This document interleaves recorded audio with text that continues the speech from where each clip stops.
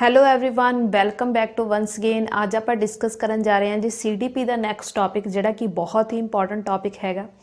ਤੇ ਇਹ ਟੌਪਿਕ ਜਿਹੜਾ ਕੀ ਆ ਇਹਦੇ ਵਿੱਚ ਵੀ 2-3 ਕੁਐਸਚਨ ਜਿਹੜੇ ਐਗਜ਼ਾਮ ਦੇ ਵਿੱਚ ਆ ਜਾਂਦੇ, ਚਾਹੇ ਤੁਸੀਂ ਸੀਟੈਟ ਦੀ ਤਿਆਰੀ ਕਰ ਰਹੇ ਹੋ ਚਾਹੇ ਤੁਸੀਂ ਪੀਐਸਟੈਟ ਦੀ ਤਿਆਰੀ ਕਰ ਰਹੇ ਹੈਗੇ ਆ।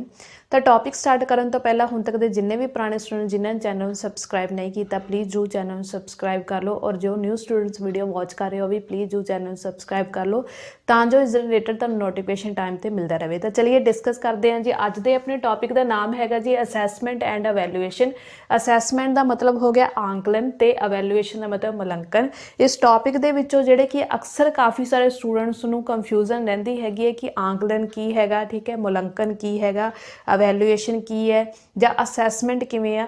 ਈਜ਼ੀ ਹੈ ਇਹ ਟੌਪਿਕ, ਥੋੜ੍ਹਾ ਜਿਹਾ ਕਨਫਿਊਜ਼ਨ ਵਾਲਾ ਹੈਗਾ, ਬਸ ਜੇਕਰ ਤੁਸੀਂ ਵੀਡੀਓ ਨੂੰ ਪੂਰਾ ਐਂਡ ਤੱਕ ਦੇਖੋਗੇ ਤਾਂ ਤੁਹਾਨੂੰ ਟੌਪਿਕ ਦਾ ਹਰੇਕ ਚੀਜ਼ ਜਿਹੜੀ ਕਿ ਕਲੀਅਰ ਹੋ ਜੂਗੀ ਕੰਸੈਪਟ, ਕਿਉਂਕਿ ਮੇਨ ਕੰਸੈਪਟ ਕਲੀਅਰ ਹੋਣਾ ਜ਼ਰੂਰੀ ਹੈ। ਕਿਸੇ ਵੀ ਥਿਊਰੀ ਦਾ ਜੇਕਰ ਕੰਸੈਪਟ ਕਲੀਅਰ ਆ ਤਾਂ ਉਹਦੇ ਵਿੱਚੋਂ ਜੇਕਰ ਕੋਈ ਵੀ MCQ ਜਾਂ ਕੁਐਸਚਨ ਆਉਂਦਾ ਤੁਸੀਂ ਈਜ਼ੀਲੀ ਕੁਐਸਚਨ ਦੇ ਵਿੱਚ ਸੋਲਵ ਕਰ ਸਕਦੇ ਹੋ। ਬਾਕੀ ਤੁਸੀਂ ਪ੍ਰੀਵੀਅਸ ਈਅਰ ਪੇਪਰ ਜਦੋਂ ਦੇਖੇ ਹੋਣਗੇ ਤਾਂ ਇਹਦੇ ਵਿੱਚ ਤੁਸੀਂ ਸਾਫ਼ ਦੇਖੇ ਹੋਏ ਕਿਤੇ ਅਸੈਸਮੈਂਟ ਅਵੈਲੂਏਸ਼ਨ ਵਰਗੇ ਵਰਡ ਜਿਹੜੇ ਕਿ ਦੇਖਣ ਨੂੰ ਮਿਲਦੇ, ਚਾਹੇ ਕਈ ਵਾਰ ਇਹ ਜਿਹੜੇ ਟੌਪਿਕ ਦੇ ਨਾਲ ਰਿਲੇਟਡ ਜਿਹੜੇ ਕੁਐਸਚਨ ਹੈਗੇ ਆ ਇਹ ਪੰਜਾਬੀ ਪੈਡਾਗੋਜੀ ਤੇ ਖਾਸ ਕਰ ਇੰਗਲਿਸ਼ ਦੀ ਪੈਡਾਗੋਜੀ ਦੇ ਵਿੱਚ ਵੀ ਇਸ ਟੌਪਿਕ ਦੇ ਵਿੱਚੋਂ ਕੁਐਸਚਨ ਜਿਹੜੇ ਕੀ ਆ ਜਾਂਦੇ ਆ। ਤਾਂ ਸਭ ਤੋਂ ਪਹਿਲਾਂ ਆਪਾਂ ਕਲੀਅਰ ਕਰਾਂਗੇ ਜੀ ਕੰਸੈਪਟ ਮੈਜ਼ਰਮੈਂਟ ਕੀ ਹੁੰਦਾ ਹੈ, ਠੀਕ ਹੈ। ਮੈਜ਼ਰਮੈਂਟ ਨੂੰ ਪੰਜਾਬੀ ਦੇ ਵਿੱਚ ਜਿਹੜਾ ਕਿ ਮਾਪਨ ਕਿਹਾ ਜਾਂਦਾ ਹੈ। ਕੀ ਹੈ measurement? Measurement is an evaluation expressed in quantitative terms ਆ, ਠੀਕ ਹੈ। ਕੀ ਹੈ? ਇੱਕ ਕੁਆਂਟੀਟੇਟਿਵ ਟਰਮਸ ਆ। ਜੇਕਰ ਮੈਂ ਇਹ ਗੱਲ ਕਹਾਂ ਵੀ ਕਿਸੇ ਚੀਜ਼ ਦੀ ਹਾਈਟ ਹੋ ਗਈ, ਠੀਕ ਹੈ, ਚੌੜਾਈ ਹੋ ਗਈ, ਭਾਰ ਹੋ ਗਿਆ, ਠੀਕ ਹੈ, ਗ੍ਰੇਡ ਦੇ ਉੱਪਰ ਜਾਂ ਠੀਕ ਹੈ ਕਿਸੇ ਦੇ ਮੁੱਲਾਂ ਜਾਂ ਨੰਬਰਾਂ ਦੇ ਆਧਾਰ ਦੇ ਉੱਤੇ ਕਿਸੇ ਚੀਜ਼ ਦੀ ਮੈਜ਼ਰਮੈਂਟ ਕਰਦੇ ਆ ਉਹਨੂੰ ਅਸੀਂ ਮਾਪਨ ਕਹਿੰਦੇ ਹਾਂ। ਜੇਕਰ ਮੈਂ ਫੋਰ ਐਗਜ਼ਾਮਪਲ ਕਹਾਂ ਕਿਸੇ ਬੱਚੇ ਦੇ 100 ਵਿੱਚੋਂ 70% ਉਹਨੇ ਜਿਹੜੇ ਕੀ ਆ ਨੰਬਰ ਲੈ ਲਏ ਹੈਗੇ ਆ ਤਾਂ ਇਹ ਬੱਚੇ ਦਾ ਕੀ ਹੋਊਗੀ, ਇਹ ਬੱਚੇ ਦੀ ਮੈਜ਼ਰਮੈਂਟ ਹੋਊਗੀ।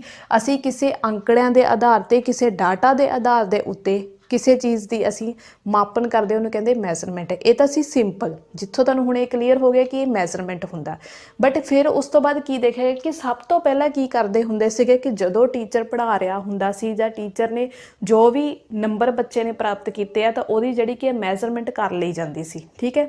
ਬਟ ਇਕੱਲੀ ਮੈਜ਼ਰਮੈਂਟ ਤੋਂ ਹੀ ਅਸੀਂ ਬੱਚਿਆਂ ਦੀਆਂ ਜਿਹੜੀਆਂ ਕਿ ਲਰਨਿੰਗ ਪ੍ਰੋਸੈਸ ਵਿੱਚ ਕੀ ਕਮੀਆਂ ਆ ਰਹੀਆਂ ਉਸ ਚੀਜ਼ ਨੂੰ ਸੁਧਾਰ ਕਰਨਾ ਉਹ ਨਹੀਂ ਕਰ ਸਕਦੇ ਸੀ। ਤਾਂ ਉਸ ਤੋਂ ਬਾਅਦ ਫਿਰ ਕੀ ਆਇਆ, ਅਸੈਸਮੈਂਟ ਆਈ, ਠੀਕ ਹੈ, ਜਿਹਨੂੰ ਪੰਜਾਬੀ ਦੇ ਵਿੱਚ ਕੀ ਕਿਹਾ ਜਾਂਦਾ, ਆਂਕਲਨ ਕਿਹਾ ਜਾਂਦਾ, ਠੀਕ ਹੈ। ਅਸੈਸਮੈਂਟ ਦੇ ਵਿੱਚ ਕੀ ਹੋਇਆ, ਅਸੈਸਮੈਂਟ ਇਜ਼ ਅ ਪ੍ਰੋਸੈਸ, ਠੀਕ ਹੈ, of collecting, reviewing and using data for the purpose of improvement in the learning process. ਹੁਣ ਅਸੈਸਮੈਂਟ ਦੇ ਵਿੱਚ ਜਿਹੜਾ ਕੀ ਦਿੱਤਾ ਗਿਆ ਕਿ ਇੱਕ ਡੇਲੀ ਦੀ ਪ੍ਰੋਸੈਸ ਹੋਈ ਜਿਹਦੇ ਵਿੱਚ ਕਲਾਸ ਦੇ ਵਿੱਚ ਟੀਚਰ ਕੀ ਕਰੂਗਾ, ਹਰੇਕ ਬੱਚੇ ਦੀ ਡੇਲੀ ਦੀ ਜਿਹੜੀ ਕਿ ਐਕਟੀਵਿਟੀ ਬਾਰੇ ਦੇਖੂਗਾ, ਠੀਕ ਹੈ, ਉਸ ਚੀਜ਼ ਦੇ ਬਾਰੇ ਓਬਜ਼ਰਵ ਕਰੂਗਾ, ਉਹਦੇ ਪ੍ਰਤੀ ਕਲੈਕਟਿੰਗ ਕਰੂਗਾ ਡਾਟਾ, ਫਿਰ ਰਿਵਿਊਇੰਗ ਕਰੂਗਾ, ਫਿਰ ਉਸੇ ਯੂਜ਼ਿੰਗ ਡਾਟਾ ਨੂੰ ਕਿਹਦੇ ਲਈ ਯੂਜ਼ ਕਰੂਗਾ, ਇੰਪਰੂਵਮੈਂਟ ਇਨ ਲਰਨਿੰਗ ਪ੍ਰੋਸੈਸ ਦੇ ਲਈ ਇਸ ਪਰਪਸ ਨੂੰ ਜਿਹੜਾ ਕਿ ਯੂਜ਼ ਕਰੂਗਾ ਜੋ ਚੀਜ਼ ਉਸਨੇ ਜਿਹੜੀ ਕੀ ਹੈ ਡਾਟਾ ਇਕੱਠਾ ਕੀਤਾ ਸੀ। ਹੁਣ ਇੱਥੋਂ ਤੁਹਾਨੂੰ ਦੋਵਾਂ ਦੇ ਵਿੱਚ ਜਿਹੜਾ ਕੀ ਇਹ ਡਿਫਰੈਂਸਿਸ ਕਲੀਅਰ ਹੋ ਚੁੱਕਿਆ ਹੋਊਗਾ ਕਿ ਮੈਜ਼ਰਮੈਂਟ ਦਾ ਮਤਲਬ ਹੁੰਦਾ ਕੱਲਾ ਅੰਕਾਂ ਦਾ ਮਾਪ ਕਰਨਾ, ਕੱਲਾ ਅੰਕਾਂ ਦੇ ਆਧਾਰ ਤੇ ਬੱਚੇ ਦੀ ਜਜਮੈਂਟ ਕਰਨਾ। ਬਟ ਅਸੈਸਮੈਂਟ ਕੀ ਆ, ਇਹ ਡੇਲੀ ਦਾ ਪ੍ਰੋਸੈਸ ਆ ਜਿਹਦੇ ਵਿੱਚ ਅਸੀਂ ਪੂਰੇ ਡਾਟਾ ਨੂੰ ਕਲੈਕਟ ਕਰੂਗਾ ਟੀਚਰ, ਫਿਰ ਕੀ ਕਰੂਗਾ ਉਸ ਡਾਟਾ ਨੂੰ ਕਲੈਕਟ ਕਰਕੇ ਉਹਦਾ ਪਰਪਸ ਕੀ ਹੋਊਗਾ ਇਹਦੇ ਵਿੱਚ ਇੰਪਰੂਵਮੈਂਟ ਇਨ ਦਾ ਲਰਨਿੰਗ ਪ੍ਰੋਸੈਸ, ਕਿ ਬੱਚੇ ਦੀ ਸਿੱਖਿਅਕ ਪ੍ਰੋਸੈਸ ਦੇ ਵਿੱਚ ਤੁਸੀਂ ਕਿੱਥੇ ਇੰਪਰੂਵਮੈਂਟ ਲਿਆਣੀ ਆ, ਜਿੱਥੇ ਕਮੀ ਆ ਉਸ ਚੀਜ਼ ਨੂੰ ਕਮੀ ਨੂੰ ਪੂਰਾ ਕਰੋ ਤੇ ਉਹਦੇ ਵਿੱਚ ਇੰਪਰੂਵਮੈਂਟ ਲੈ ਕੇ ਆਓ। ਹੁਣ ਤੁਹਾਨੂੰ ਪਤਾ ਲੱਗ ਗਿਆ ਕਿ ਅਸੈਸਮੈਂਟ ਕੀ ਹੈ। ਅਸੈਸਮੈਂਟ ਨੂੰ ਅਸੀਂ 3 ਤਰੀਕੇ ਨਾਲ ਕਰ ਸਕਦੇ ਹੈਗੇ ਆ।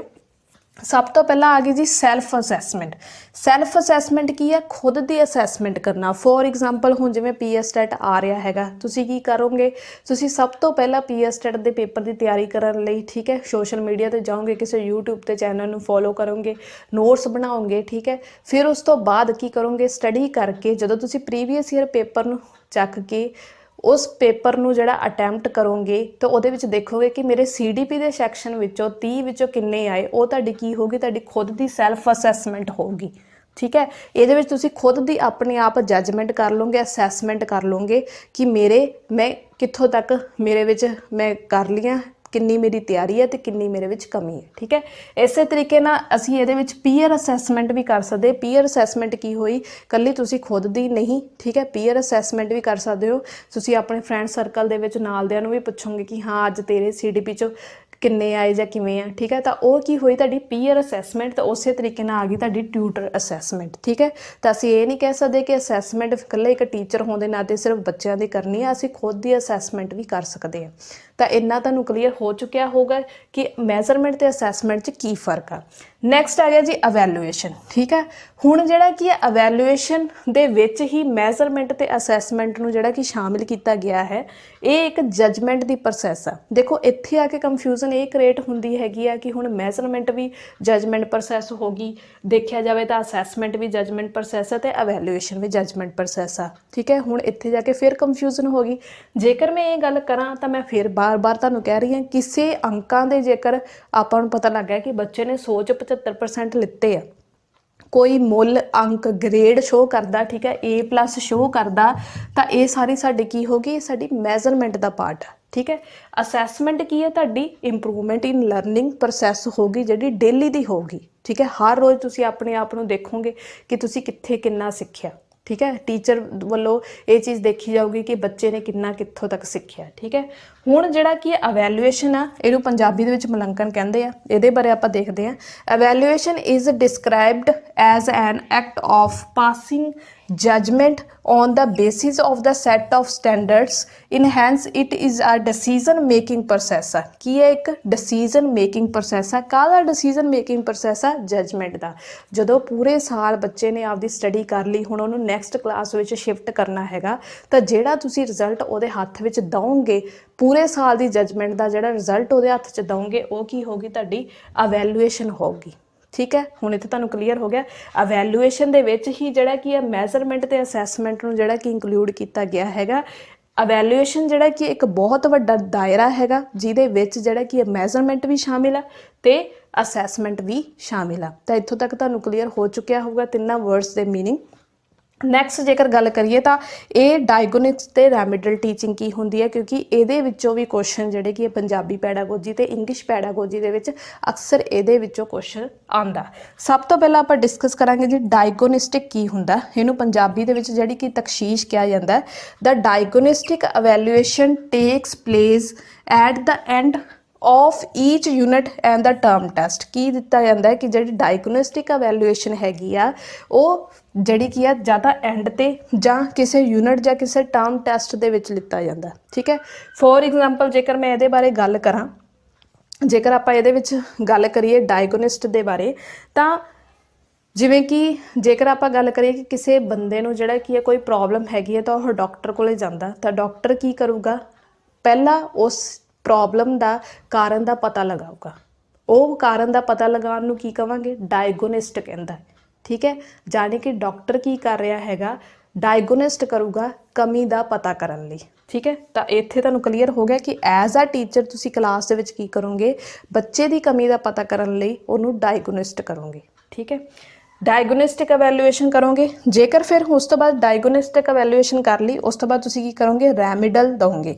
रैमिडल का मतलब की होया, रैमिडल टीचिंग दोगे। जेकर हुण मैं गल करां कि पहला मैं एग्जाम्पल दित्ती सी कि डॉक्टर ने जिहड़ा की है मरीज नूं चैक किया, उसने उस बीमारी का कारण का पता लगाया कि इसनूं की चीज़ हैगी आ, उस तो बाद उन्हें रैमिडल दिता, जिहड़ी चीज़ कमी सी, जिहड़ी बीमारी का उन्हें पता लिता किता, उस चीज़ नूं हुण वो किस तरीके नाल जिहड़ा कि उहदा इलाज करू, ट्रीटमेंट होगा, वो की होया, उहदा रैमिडल होया। ठीक है, इस तरीके नाल जदों एज आ टीचर तुसीं क्लास दे विच बच्चे नूं पढ़ा रहे हो, तुसीं डायगोनिस्ट कीता।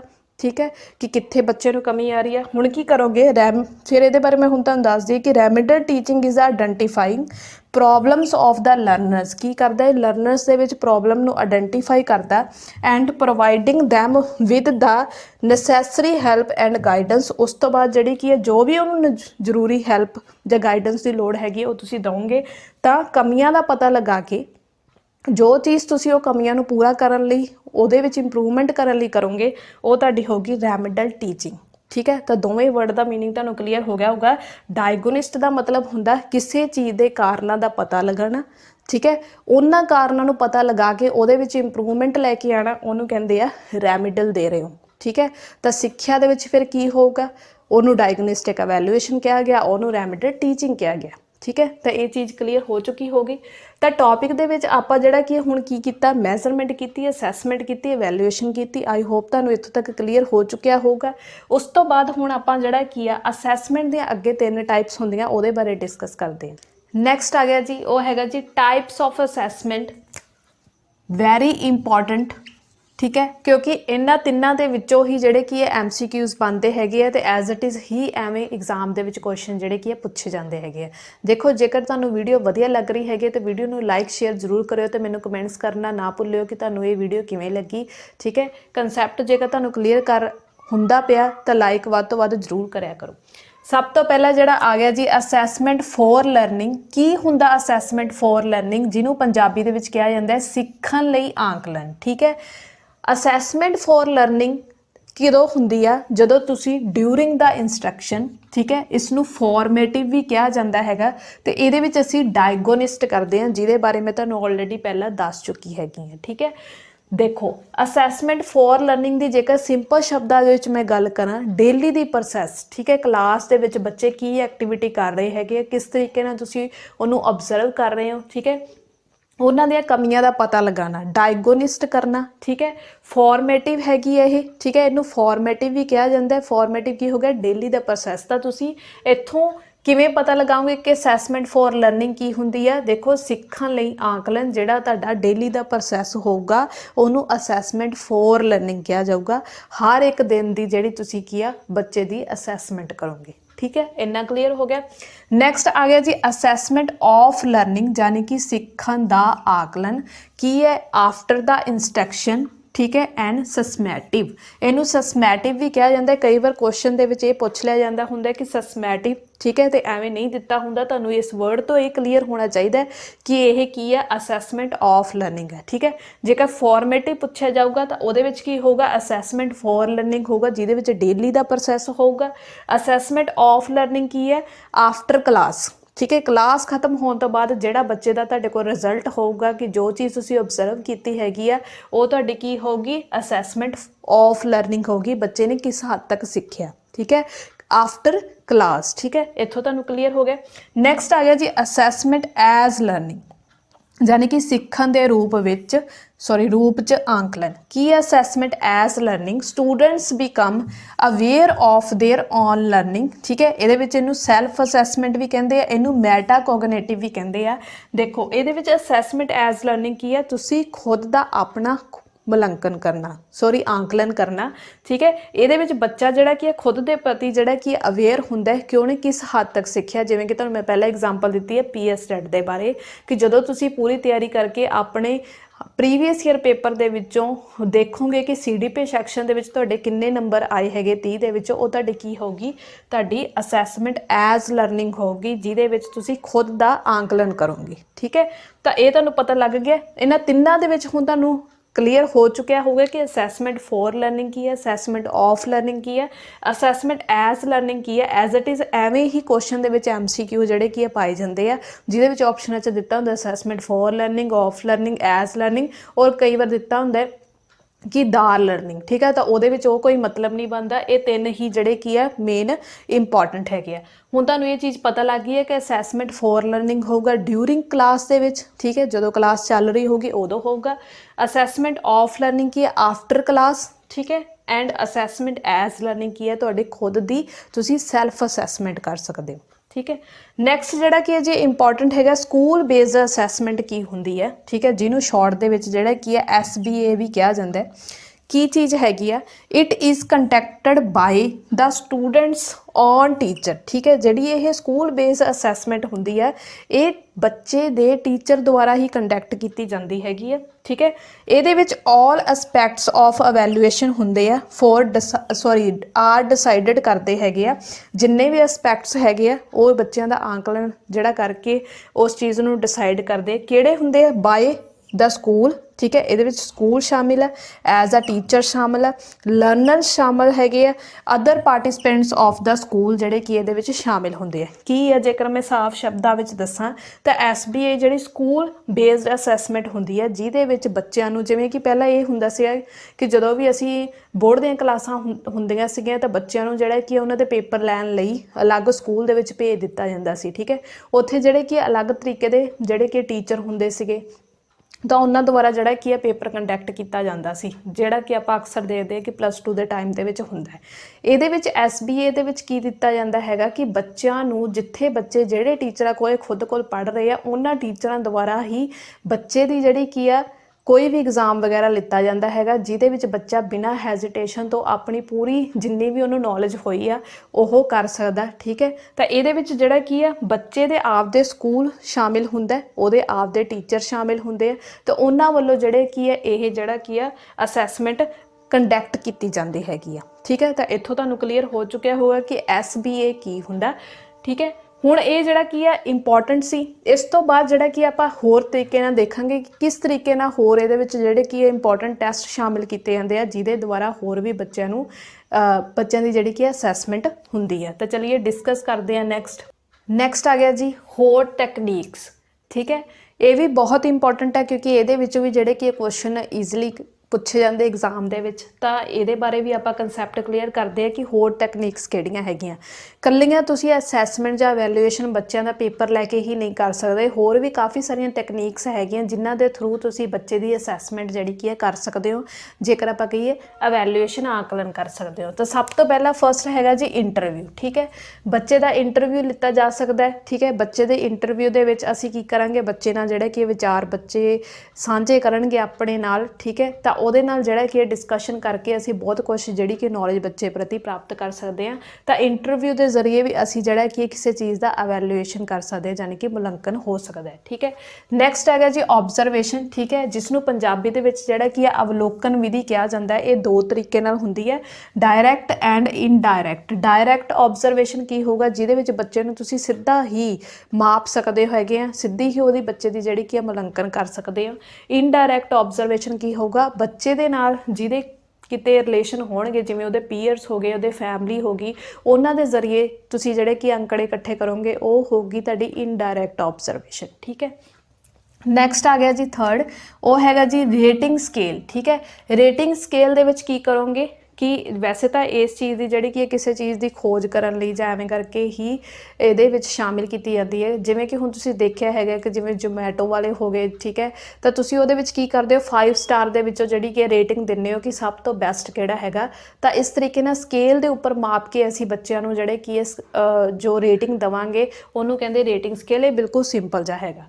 ਨੈਕਸਟ ਹੈਗਾ ਜੀ ਕਿਊਮੂਲੇਟਿਵ ਰਿਕਾਰਡ। ਕਿਊਮੂਲੇਟਿਵ ਰਿਕਾਰਡ ਕਿਹੜੇ ਹੁੰਦੇ ਆ, ਪੰਜਾਬੀ ਦੇ ਵਿੱਚ ਇਹਨੂੰ ਸੰਚਿਤ ਰਿਕਾਰਡ ਕਿਹਾ ਜਾਂਦਾ ਹੈ, ਜਿਹਦੇ ਵਿੱਚ ਬੱਚੇ ਦਾ ਪੂਰਾ ਡਾਟਾ ਰਿਕਾਰਡ ਹੋਊਗਾ, ਜਨਮ ਤੋਂ ਲੈ ਕੇ ਹੁਣ ਤੱਕ ਦਾ, ਠੀਕ ਹੈ। ਉਹਦੇ ਪਰਿਵਾਰ ਦੇ ਪਿਛੋਕੜ ਕੀ ਹੈ, ਠੀਕ ਹੈ, ਕੋਈ ਬਿਮਾਰੀ ਜਾਂ ਕੁਛ, ਸਾਰਾ ਜਨਮ ਬਰਥ ਤੋਂ ਲੈ ਕੇ ਹੁਣ ਤੱਕ ਦਾ ਜਿੰਨਾ ਵੀ ਰਿਕਾਰਡ ਹੋਊਗਾ ਉਹਨੂੰ ਕੀ ਕਹਿੰਦੇ ਆ, ਕਿਊਮੂਲੇਟਿਵ ਰਿਕਾਰਡ, ਠੀਕ ਹੈ, ਸੰਚਿਤ ਰਿਕਾਰਡ ਹੋਊਗਾ। ਨੈਕਸਟ, ਤੇ ਇਹ ਵਾਲਾ ਰਿਕਾਰਡ ਜਿਹੜਾ ਕੀ ਹੈ ਇੱਕ ਟੀਚਰ ਦੇ ਕੋਲੇ ਹੁੰਦਾ। ਨੈਕਸਟ ਆ ਗਿਆ ਜੀ ਐਨਸੀਡਾਟਲ ਰਿਕਾਰਡ। ਕੀ ਹੁੰਦਾ, ਐਨਸੀਡਾਟਲ ਰਿਕਾਰਡ ਦੇ ਵਿੱਚ ਕੀ ਦਿੱਤਾ ਗਿਆ, ਜਿਹਦੇ ਵਿੱਚ ਬੱਚੇ ਦੀ ਕੋਈ ਵੀ ਘਟਨਾ ਵਾਪਰੀ ਹੈਗੀ ਹੈ ਕਲਾਸ ਦੇ ਵਿੱਚ, ਅੱਜ ਉਹਨੇ ਇਸ ਤਰੀਕੇ ਨਾਲ ਕੀਤਾ ਹੈਗਾ, ਜਾਂ ਖੇਡਾਂ ਦੇ ਵਿੱਚ ਉਹਦਾ ਕਿਸ ਤਰੀਕੇ ਦਾ ਪ੍ਰਦਰਸ਼ਨ ਹੋਊਗਾ, ਤਾਂ ਟੀਚਰ ਕੋਲ ਇੱਕ ਡਾਇਰੀ ਦਿੱਤੀ ਹੋਊਗੀ, ਰਜਿਸਟਰ, ਜਿਹਦੇ ਵਿੱਚ ਉਹ ਉਸ ਚੀਜ਼ ਨੂੰ ਨੋਟ ਕਰੂਗਾ। ਉਹ ਕੀ ਹੋਊਗਾ, ਤੁਹਾਡਾ ਐਨਸੀਡਾਟਲ ਰਿਕਾਰਡ ਕਿਹਾ ਜਾਂਦਾ ਹੈਗਾ। ਨੈਕਸਟ ਹੈਗਾ ਜੀ ਪੋਰਟਫੋਲੀਓ। ਇਹ ਬਹੁਤ ਹੀ ਇੰਪੋਰਟੈਂਟ ਆ, ਇਹਦੇ ਅਕਸਰ ਇਹ ਜਿਹੜਾ ਕੀ ਆ ਪੁੱਛਿਆ ਜਾਂਦਾ ਹੈਗਾ।